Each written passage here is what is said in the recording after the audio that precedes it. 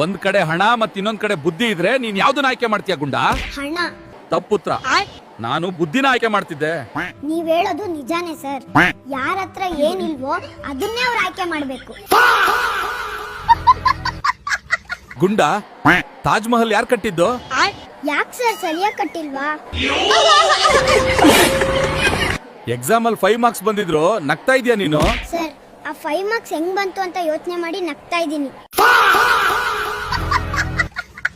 ನಿನ್ನ ಅಪ್ಪ ಅಮ್ಮ ಏನ್ ಮಾಡ್ತಾರೆ ಗುಂಡ?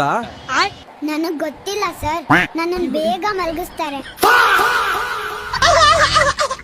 5ರಲ್ಲಿ 5ನ ಕಳೆದ್ರೆ ಏನ್ ಉಳಿಯುತ್ತೆ ಗುಂಡ?